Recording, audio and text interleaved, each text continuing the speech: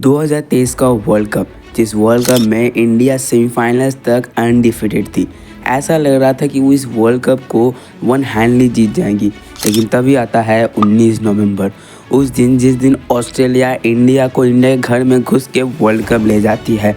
इस हार के बाद इंडियन फैंस बहुत ज़्यादा नाराज़ हो जाते हैं और इंडिया आज के बाद ना कभी फाइनल में आएगा, ना कभी वर्ल्ड कप जीतेगा। एक था कपिल, एक था धोनी, वही अमर रहेंगे। उसकी जगह इंडिया में कोई नहीं ले पाएगा। लेकिन इसके बाद आता है 29 जून, जिस दिन इंडिया बारबाडोस में T20 वर्ल्ड कप जीत जाती है, वो भी अनबीटन। इस जीत के बाद सभी फैंस बहुत ज़्यादा खुश हो जाते हैं। इंडिया के ऊपर से चोकर्स का टैग हट जाता है और इंडिया वापस से चैंपियन बन जाती है। लेकिन ये जीत इंडिया के लिए इतना ज़्यादा आसान नहीं थी। इस जीत में बहुत ज़्यादा मुश्किलों का सामना करना पड़ा था इंडियन टीम को। तो आज हम लोग उसी के बारे में बात करने वाले हैं कि how India one the T20 world cup 2024। 2024 T20 world cup में टोटल 20 टीम पार्टिसिपेट कर रही थी, जिसमें इंडिया के ग्रुप में आयरलैंड, पाकिस्तान, USA और कनाडा जैसी टीम थी। इंडिया का ग्रुप बाकी ग्रुप के मुकाबले काफ़ी ज़्यादा आसान लग रहा था, जहां पे इंडिया का पहला मैच आयरलैंड के अगेंस्ट होता है और इंडिया पहले टॉस जीत के बॉलिंग करने का फैसला करती है, जहां पे इंडिया आयरलैंड को सिर्फ 97 रन पे ही ऑल आउट कर देती है। फिर जब इंडिया ये रन चेस करने आती है तो इसे ईजिली चेस कर देते हैं, जहां पे कैप्टन रोहित शर्मा टूर्नामेंट की शुरुआत एक ब्रिलियंट 50 के साथ करते हैं। फिर आ जाता है वो मैच, जिस मैच का हाइप महीने भर पहले से ही शुरू हो जाता है, यानी इंडिया वर्सेस पाकिस्तान। पाकिस्तान पहले टॉस जीत के बॉलिंग करने का फैसला करती है। फिर इंडियन टीम बैटिंग करने के लिए उतरती है, लेकिन पाकिस्तानी बॉलिंग लाइनअप इंडिया के बैटिंग लाइनअप को कोलैप्स कर देते हैं, जहां पे इंडिया सिर्फ 118 रन पे ही ऑल आउट हो जाती है।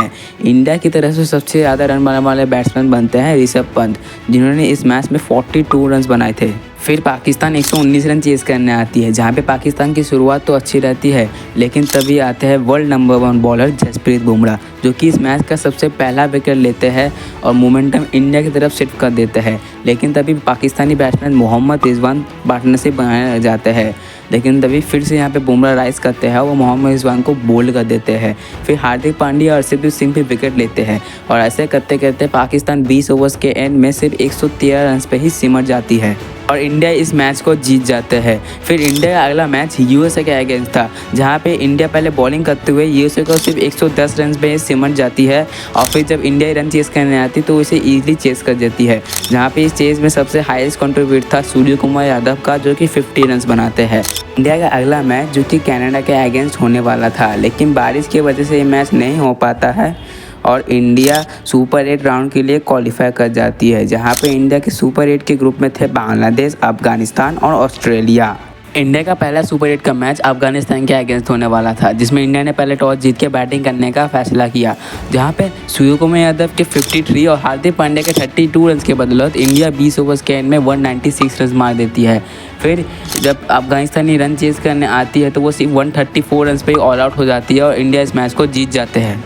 इंडिया का अगला सुपर 8 का मैच बांग्लादेश के अगेंस्ट था, जिसमें बांग्लादेश ने पहले टॉस जीत के बॉलिंग करने का फैसला किया, जहां पे विराट कोहली के 37, ऋषभ पंत के 36 और हार्दिक पांड्या के बहुत अच्छे 50 ने इंडिया के स्कोर को 181 रन पे पहुंचा दिया। फिर जब बांग्लादेश रन चेस करने आए तो वो सिर्फ 141 रन पे सिमट जाती है और इंडिया इस मैच को 50 रनों से जीत जाती है। फिर आ जाता है वो मैच जिस मैच का इंतजार सभी इंडियन क्रिकेट फैंस कर रहे होते हैं, यानी इंडिया वर्सेस ऑस्ट्रेलिया। इस मैच का भी बहुत ही अच्छी खासी हाइप बन गई थी।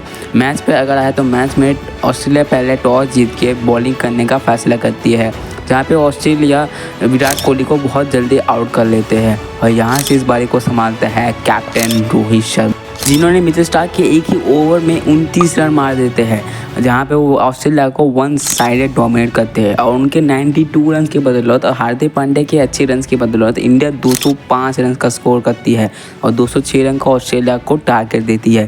फिर जब ऑस्ट्रेलिया रन चेस करने आती है तो ट्रेविस हेड वापस से 2023 वाले वर्ल्ड कप के फॉर्म में खेल रहे होते हैं और मिचेल मार्श भी ट्रेविस हेड का अच्छा साथ देते हैं। यह पार्टनरशिप ऐसा लग रहा है कि दोनों मिलकर इस मैच को निकाल देंगे, लेकिन तभी इस पार्टनरशिप को ब्रेक करते हैं अक्षर पटेल, जो कि जहाँ पे कुलदीप यादव की बॉल पे मिचेल मार्श अक्षर पटेल को बहुत ही अच्छा कैच थमा देते हैं और फिर ट्रेविस हेड को आउट करते हैं जसप्रीत बुमराह और रोहित शर्मा उनका कैच पकड़ते हैं। ऐसा ही कुछ 2023 के वर्ल्ड कप में भी हुआ था, जहाँ पे रोहित शर्मा का कैच पकड़ा था ट्रेविस हेड ने। किसी ने जो भी कहा है सच्ची कहा है, Karma was real. Travis head के आउट होने के बाद पूरी ऑस्ट्रेलियन टीम बिखर जाती है और वो सिर्फ 181 रन पे ही सिमट जाती है और अब इंडिया ने ऑस्ट्रेलिया को हरा के इस टूर्नामेंट से बाहर कर दिया था। यानी कि अब इंडिया पहुंच चुकी थी सेमीफाइनल्स में और सेमीफाइनल्स की कहानी अपने आप में बहुत ज़्यादा इंटरेस्टिंग है, क्योंकि इंडिया का सेमीफाइनल इंग्लैंड के साथ होने वाला था और ये वही इंग्लैंड की जिन्होंने साल 2022 के T20 वर्ल्ड कप में इंडिया को सेमीफाइनल में 10 विकेट से हराया था।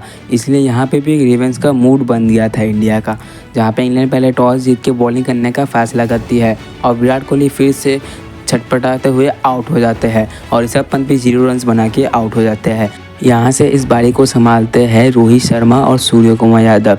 यहाँ पे रोहित शर्मा 57 रन बनाते हैं, वही सूर्य कुमार यादव 47 रन और हार्दिक पांड्या भी इंपॉर्टेंट इनिंग्स खेलते हैं और इसी तरीके से इंडिया का स्कोर 171 रन पे पहुँच जाता है और अब इंग्लैंड को ये मैच जीतने के लिए 172 रन बनाने थे। और जब इंग्लैंड ये रन चेस करने आते हैं तो बुमराह मैच का सबसे पहला विकेट लेते हैं फिल सॉल्ट का और उसके बाद इंग्लैंड इंडिया के स्पिन अटैक के सामने कोलैप्स कर जाता है, जहाँ पे कुलदीप यादव और अक्षर पटेल कमाल की गेंदबाजी करते हैं और इंडिया को यह मैच जिता देते हैं। यानी कि अब इंडिया पहुंच चुकी थी 2024 की T20 वर्ल्ड कप के फाइनल्स में और दूसरी तरफ साउथ अफ्रीका ने भी अफगानिस्तान को सेमीफाइनल्स में हरा के फाइनल्स में एंट्री कर ली थी और अब फाइनल होने वाला था इंडिया वर्सेस साउथ अफ्रीका। कि मैच शुरू होने से पहले सभी इंडियन फैंस के मुंह में सिर्फ एक ही बात थी कि इंडिया ये मैच हारेगी, क्योंकि ऐसा सिमिलर 2023 के वर्ल्ड कप में हुआ था, जहां पे इंडिया सेमीफाइनल्स तक तो अनडिफिटेड थी लेकिन फाइनल में जाके हार गई और ऐसा कुछ इस T20 वर्ल्ड कप में हो रहा है, जहाँ पे से इंडिया अब तक सेमीफाइनल्स में अनडिफिटेड रही और फाइनल्स इंडिया हारेगी। कोई भी फैंस को उम्मीद नहीं थी कि इंडिया आगे ये मैच जीत सकती है कि नहीं, लेकिन किस्मत को कुछ और ही मंजूर था। तो मैच शुरू होता है 29 जून 2024 को, जहां पे साउथ अफ्रीका टॉस हार जाती है और इंडिया पहले टॉस जीती है, बैटिंग करने का फैसला करती है, जहां पे रोहित शर्मा बहुत जल्दी आउट हो जाते हैं और यहां से पारी को संभालते हैं विराट कोहली, जिनका फॉर्म इस पूरे टूर्नामेंट में अच्छा नहीं था बल्कि वो फाइनल में अच्छा खेलते हैं और उनका साथ देते हैं अक्षर पटेल। यहाँ पे विराट कोहली 76 रन, वही अक्षर पटेल 47 रन की इंपॉर्टेंट इनिंग्स खेलते हैं और हार्दिक पांड्या और रविंद्र जडेजा भी मैच के स्कोर को बढ़ाते हैं और किसी तरीके से 176 रन तक इंडिया का स्कोर कर लेती है। यानी अब साउथ अफ्रीका को जीत के लिए चाहिए 177 रन। फिर साउथ अफ्रीका बैटिंग करने आती है और जसप्रीत बुमराह रीजा हेंगिस को बोल कर देते हैं और एडन मार्करम भी आउट हो जाते हैं। यहाँ से मोमेंटम पूरी तरीके से इंडिया की तरफ शिफ्ट हो जाती है, लेकिन तभी क्विंटन डिकॉक और स्टिस्टम सब अच्छी पार्टनरशिप कर लेते हैं और ऐसा लग रहा था कि दोनों मैच को फिनिश कर सकते हैं और इन दोनों की पार्टनरशिप को ब्रेक करते हैं अक्षर पटेल, जो कि स्टिस्टम स्टब्स को बोल कर देते हैं और दूसरी तरफ क्विंटन डिकॉक को भी हर्षदीप सिंह आउट कर देते हैं और अब क्रीज पे उतरते हैं हेनरी क्लासन, जो कि उस मैच में 2023 के वर्ल्ड कप के ट्रेविस हेड बन गए थे। उस मैच में Henry Klaasen Indian spin attack को बहुत ही गंदा धोते हैं और ऐसा लग रहा था कि वो इस मैच को अकेले ही फिनिश कर देंगे, लेकिन तभी आता है हार्दिक पांड्या, जो कि हेनरी क्लासन को आउट करते हैं और दूसरी तरफ बैटिंग करने उतरते हैं मार्को यंसन और जसप्रीत बुमराह मार्को यंसन का भी बोल्ड कर देते हैं और अब स्ट्राइक पे थे डेविड मिलर और कीसम महाराज और मैच फाइनल ओवर तक पहुंच जाता है, जहां पे अब साउथ अफ्रीका को जीत के लिए 6 बॉलों पे 16 रन बनाने थे और हर इंडियन को पता है उस फाइनल ओवर में क्या हुआ था।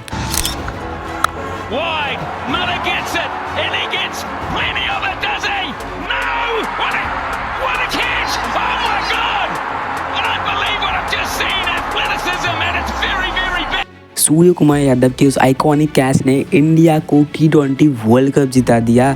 11 साल बाद कोई ICC ट्रॉफी, 17 साल बाद T20 वर्ल्ड कप और इस T20 वर्ल्ड कप को जीतने के बाद अब इंडिया भी बन गई थी वर्ल्ड चैम्पियन। सभी लोग जो रोहित शर्मा की कैप्टनसी के ऊपर शक कर रहे थे, क्वेश्चन कर रहे थे, वो क्वेश्चन मार्क भी हट चुका था और इंडिया वर्ल्ड चैम्पियन बन गई थी। इस जीत के बाद हर इंडियन रोया था, वो खुशी के आंसू से। एक टाइम पे जब 30 बॉल पे 30 रन चाहिए थे, वहाँ से इंडिया कमबैक करती है और वर्ल्ड कप अपने नाम करती है। लिटरली ये जीत सालों तक जनरेशन को इंस्पिरेशन देगी कि कैसे इतने बड़े वर्ल्ड कप हारने के बाद भी इंडिया ने वापस से अनडिफिटेड T20 वर्ल्ड कप जीता। और मैं भी इस T20 वर्ल्ड कप को हमेशा मेरे दिमाग पे रखूँगा। तो आज की इस वाली वीडियो का तो मैं यहीं पे एंड। अगर आपको वीडियो अच्छी लगी हो तो वीडियो को लाइक करके चैनल को सब्सक्राइब ज़रूर से कर देना। Thanks for watching.